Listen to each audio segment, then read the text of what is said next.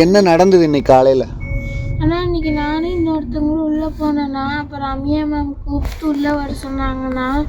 உள்ளே போனேன்னே மேம் ரூமுக்குள்ளே போனேன்னே எதுவுமே பேசாமல் சார் ஸ்டிக் எடுத்துகிட்டு வர சொல்லி என்னை அந்த உள்ள ஒருத்தவங்க இருக்கவங்கள அடிச்சுட்டு அவங்களும் நின்னாங்கண்ணா. அப்புறம் என்னை கூப்பிட்டு எனக்கு மட்டும் கொஞ்சம் எக்ஸ்ட்ரா அடிங்க அப்படின்னு மேம் சொன்னாங்கண்ணா.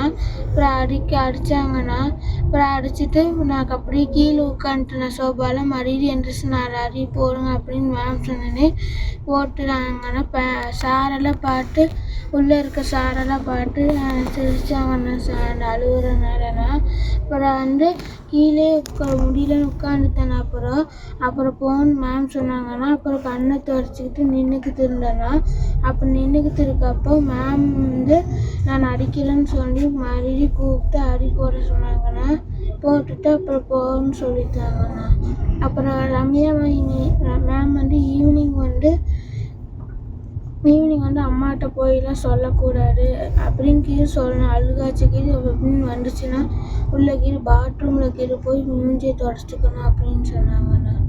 அப்புறம் இன்னைக்கு ஏதாவது நாளைக்கு நீ வேற பிரச்சனைலாம் வீட்டிலலாம் எதுவும் போய் சொல்லக்கூடாதுன்னு சொன்னாங்கண்ணா. ரம்யா மேம் சொன்னாங்கண்ணா. அடிக்க சொன்னது யாரு? அப்புறம் கார்த்திகா மேம் இன்னொரு சாரை அடிக்க சொன்னாங்கண்ணா. பிடி சார்ண்ணா. பிடி சார் பேர் என்ன தங்கம்? மணி சார்ண்ணா. நீ அடி வாங்கும் பொழுது அந்த ரூம்ல யார் யார் இருந்தா?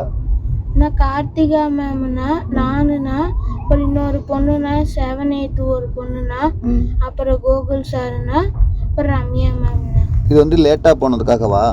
லேட்டா போனதுன்னா அம்மா மேம்கிட்ட சொல்லிட்டாங்கண்ணா. எதுக்காக எதுக்காக அடிச்சாங்கன்னு கேட்குறேன். எதுக்காக அடிச்சாங்கன்னு கேட்குறேன். லேட்டா போனது.